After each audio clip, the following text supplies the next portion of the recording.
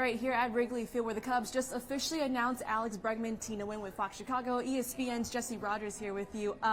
First off, what a winter it's been for the Chicago Cubs, adding Edward Cabrera last week, and now Alex Bregman. How do you put into words what this offseason's been like for them? A little surprising for me, to be honest. I honestly thought they were going to roll with Matt Shaw at third and Owen Casey in right. How wrong I was. Pleasantly surprised by this because they've rejiggered some things now, signing a championship caliber player like Bregman, really providing some infield depth and also obviously a star caliber player. And now they've attracted a young pitcher in Edward Cabrera.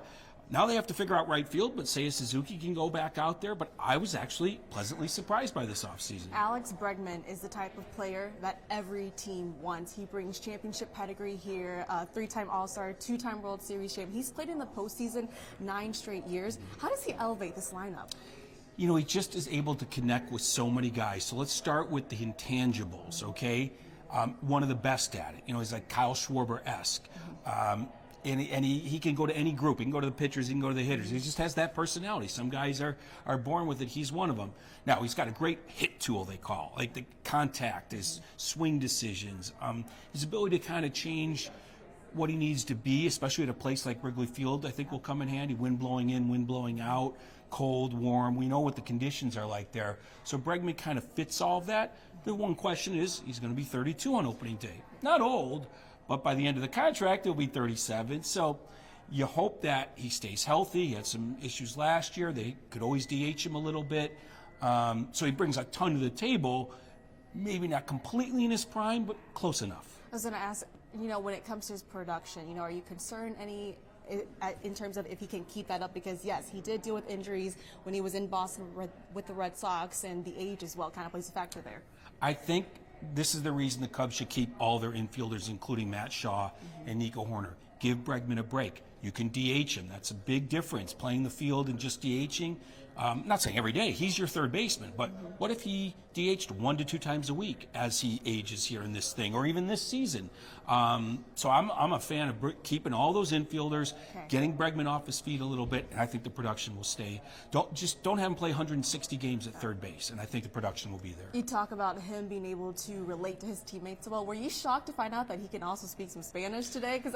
No, I know him. I've known him for a bunch of years. I covered him down in Houston a little bit when I was covering the playoffs, and I saw him connect.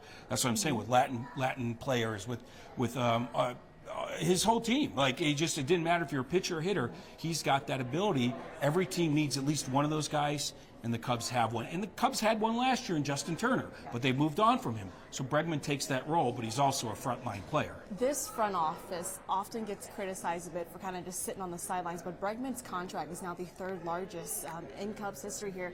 What does it say now? What kind of message did this front office just send, signing Alex Bregman? Well, it certainly sent a message to the players. And I think the players quietly were a little frustrated at the trade deadline last year when they didn't do a lot. And you saw them kind of hit their ceiling in the playoffs. They ran out of arms. That was what they needed to do at the deadline. So here, they're setting themselves up for a deeper, longer season, especially if they keep that infield intact. Their depth there is great, and they get a frontline player. And now they've added Edward Cabrera. Their depth there on the mound is great. So I think it did send a message to the players in that locker room, which is, I think, a better message than they sent last trade deadline. Obviously, the writing's kind of been on the wall here with Kyle Tucker, most likely not coming back, but that also frees him up financially as well. What are you hearing in terms of where Kyle Tucker can go this offseason? Oh, I think it's really down to the Mets or Blue Jays.